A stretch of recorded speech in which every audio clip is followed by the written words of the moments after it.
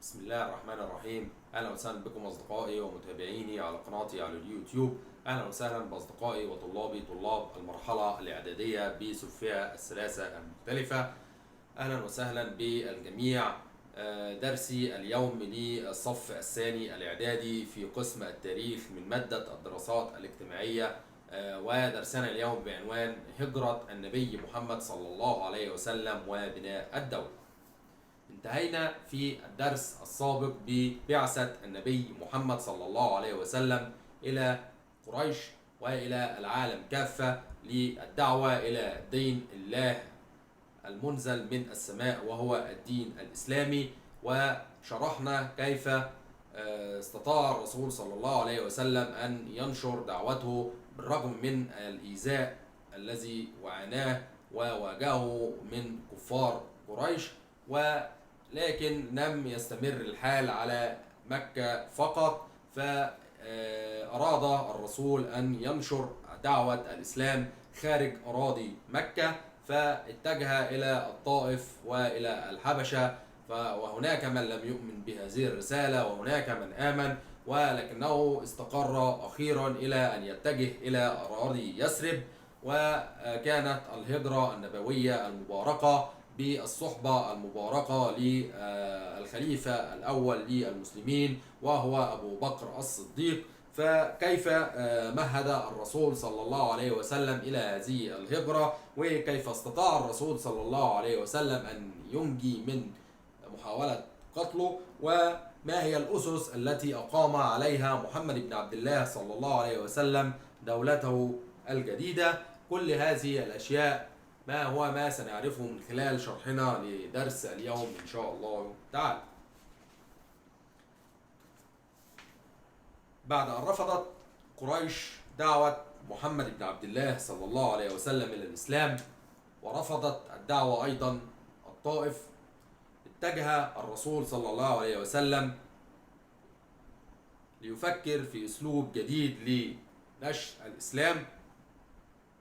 فأخذ الرسول يعرض نفسه أو يعرض الدعوة على القبائل التي جاءت لتحج إلى بيت الله، وكان يدعوهم إلى الإسلام ويطلب منهم النصر والمساعدة لتبليغ رسالة ربه إلى أهاليهم لما ينهوا موسم الحج ويرجعوا إلى أراضيهم. طيب، التقى الرسول صلى الله عليه وسلم في موسم الحج في العام 11 من البعثة النبوية المباركة ب6 رجال من أهل يثرب، فدعاهم إلى الإسلام فاستجابوا له بعد أن تيقنوا أنه النبي المنتظر الذي حدثهم عنه كبار اليهود. ثم عاد هؤلاء الرجال إلى يثرب يدعون قومهم إلى الإسلام. وفي موسمي الحج اللي جم بعد كده اللي هم العام 12 والثالث عشر من البعثة حدثت بيعتي العقبة الأولى والثانية. أشرح لكم في خلاصة بسيطة كده مقارنة ما بين بيعة العقبة الأولى في العام 12 من البعثة وبيعة العقبة الثانية في العام 13 من الهجرة. طيب، خلاص كده عرفنا توقيت كل بيعة. طيب، ايه اللي حصل في البيعة الأولى؟ أو هعيدها لكم تاني من الأول. تعالوا نشرح البيعة الأولى مستقلة. البيعة الأولى دي كانت عام 12 من البعثة النبوية المباركة. التقى الرسول صلى الله عليه وسلم بوفد من أهل يثرب، وكان عددهم 12 رجل من قبيلة الخزرج واثنان من قبيلة الأوس. طيب، بيعوا الرسول على إيه؟ بيعوا الرسول صلى الله عليه وسلم على إنه لا يشركون بالله، لا يسرقون، لا يزنون، لا يقتلون أولادهم، ولا يعصون الرسول في معروف. تمام؟ ماشي. نتائج البيعة دي ايه؟ يعني نتائج بيعة العقبة الأولى دي ايه اللي استنتجناه بقى من البنود اللي احنا قلناها؟ استنتجنا انه الرسول صلى الله عليه وسلم أرسل معهم سيدنا مصعب بن عمير ليعلمهم أمور دينهم، فكان أول سفير للإسلام. يعني لو جالك سؤال بما تفسر كان مصعب ابن عمير هو أول سفير للإسلام. أقول له بكل بساطة لأنه أول من أرسله رسول الله صلى الله عليه وسلم لينقل أو ليعلم أمور الدين إلى الأوس والخزرج. أو لو جالي سؤال نقط أكمل، من هو سفير الإسلام؟ سفير الإسلام هو أو أول سفير في الإسلام هو سيدنا مصعب ابن عمير. ده كانت بيعة العقبة الأولى. نيجي لبيعة العقبة الثانية. بيعة العقبة الثانية كانت في العام 13 من البعثة النبوية المباركة. برضو التقى الرسول صلى الله عليه وسلم سرا بوفد من أهل يثرب، بس المرة دي كان عددهم 73 رجلا وامرأتين. بيعوه على إيه؟ بيعوه لأنهم يحموا وينصروه إذا هاجر إليهم. طيب نتائج البعثة دي إيه؟ أو نتائج البيعة إيه؟ نتائج بيعة العقبة الأولى. نتائج بيعة العقبة الثانية هي أنه بايعهم الرسول صلى الله عليه وسلم وأمر المسلمون أن يهاجروا إلى يثرب. يبقى دي مقارنة بسيطة بين بيعة العقبة الأولى وبيعة العقبة الثانية. هنيجي للهجرة إلى يثرب. في بيعة العقبة الثانية بايع الرسول صلى الله عليه وسلم أهل يثرب على مهاجرة المسلمين إليهم، وبالفعل أمر محمد بن عبد الله صلى الله عليه وسلم المسلمون الذين أسلموا معه بالهجرة إلى يثرب، ونفذ المسلمون هذا الأمر، فخرج الكثير منهم فارين بدينهم وتاركين وراءهم أموالهم وديارهم. هل قريش بقى تسكت على كده؟ قريش اللي هم أهل البلد، اللي هم كانوا ماسكين أمور الحج والكعبة والمشرفين على أمور الكعبة، هل يسقطوا إن هم ناس منهم يسيبوا البلد ويمشوا كده؟ لا طبعا ما سكتوش. عملوا إيه؟ فضلوا يعملوا في مؤامرات حول الرسول علشان يقتلوه وينهوا الدعوة دي أو ينهوا الدعوة الإسلامية، علشان القبائل تفضل تزورهم بالتجارة والحج ويفضلوا مسيطرين على الأوضاع في مكة وحول الكعبة المشرفة. طيب إيه هي المؤامرة اللي عملها أهل قريش ضد الرسول صلى الله عليه وسلم؟ أسبابها كانت إيه؟ أدركت قريش أن لتجمع المسلمين خطورة كبيرة في يثرب، فسعت لمنع الرسول صلى الله عليه وسلم من الهجرة إلى يثرب واللحاق بمن هاجر من المسلمين. قريش اجتمعوا فين علشان يدبروا للمؤامرة دي؟ اجتمعوا في دار الندوة في مكة المكرمة. كانت خطتهم ايه؟ خطتهم ان هم ياخدوا من كل قبيلة شابا قويا ليضربوا الرسول صلى الله عليه وسلم ضربة واحدة فيتفرق دمه بين القبائل. بمعنى انا دلوقتي داخل على عيلة لوحدي مش هقدر عليها، او مثلا انا هدخل اقتل واحد بس العيلة بتاعته هتيجي تفرمني.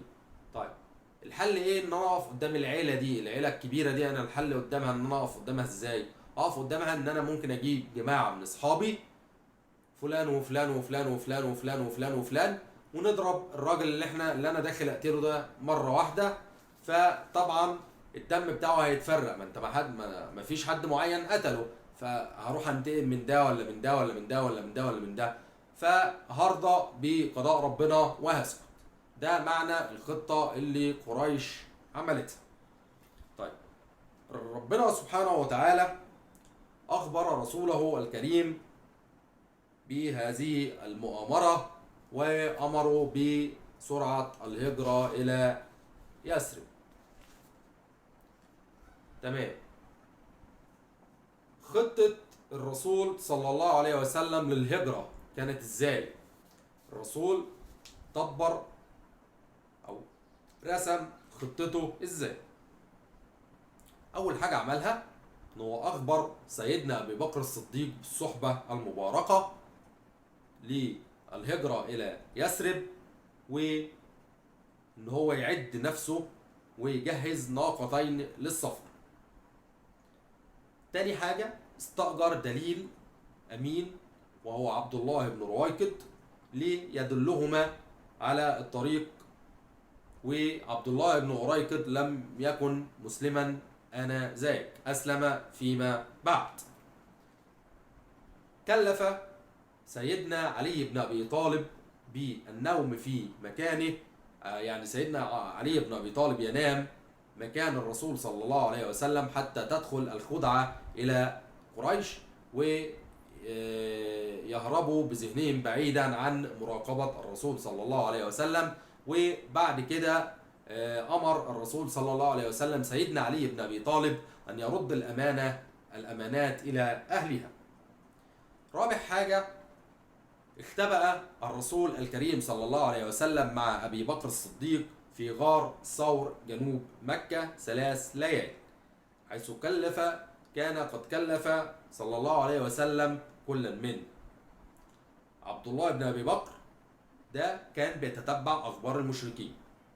أسماء بنت أبي بكر هي اللي كانت بتحضر الطعام إلى الرسول صلى الله عليه وسلم وإلى أبيها.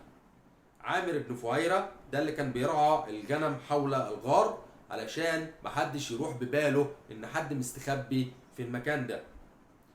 وعندما وصل المشركون إلى الغار حفظ الله سبحانه وتعالى بعنايته رسوله الكريم وصاحبه أبي بكر الصديق، فلم يستطيع المشركون من رؤيتهم رغم وجودهم أسفل أقدامهم. خامس حاجة وآخر حاجة، صار بهم الدليل عبد الله بن أريكد في طريق غير معروف للقوافل حتى وصلوا إلى يثرب، فاستقبلهم أهل يثرب بالترحاب. وبذلك نجحت خطة الرسول صلى الله عليه وسلم في الهجرة من مكة إلى المدينة.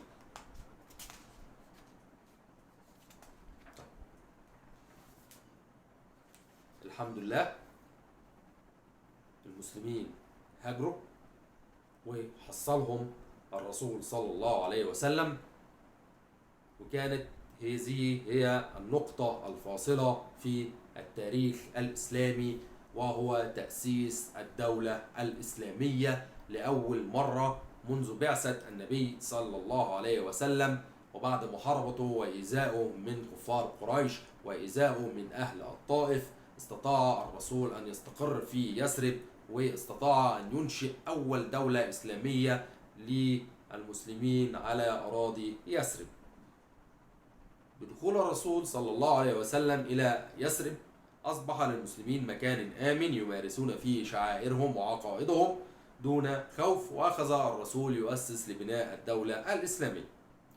أول ما نزل الرسول صلى الله عليه وسلم قام أو أمر بإنشاء مسجد ليكون مقرا للحكم ودارا للعبادة ومدرسة لتعليم مبادئ الدين الإسلامي. بدي أول حاجة عملها سيدنا محمد صلى الله عليه وسلم، وهو بناء المسجد. طيب الركن الثاني، تاني حاجة عمل إيه؟ هو دلوقتي عنده أهل البلد وعنده ناس مهاجرة، إزاي هيوفق بين الاتنين دول ويقدر إن هو يخليهم يعيشوا في مؤاخاة؟ قدر بالفعل محمد بن عبد الله في المؤاخاة بين المهاجرين والأنصار، وكانوا الأنصار يتسابقون في تفضيل المهاجرين على أنفسهم في بيوتهم وأموالهم. طيب الركن الثالث، ثالث أركان بناء الدولة الإسلامية، وضع مبادئ التعايش مع الغير.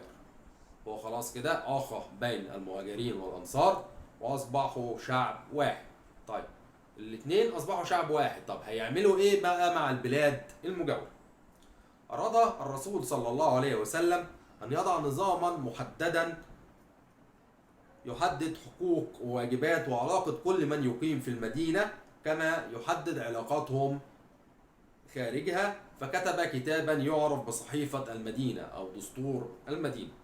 الدستور ده كان فيه بنود خاصة باليهود، فهم أخطر فئة، سبحان الله، أخطر فئة من ساعة ما ربنا خلقهم. فهم أخطر فئة في المدينة، وارد أن يأمن جانبهم، وأراد أن يأمن جانبهم فوضع نصوصا أمنهم فيها على الرسول صلى الله عليه وسلم.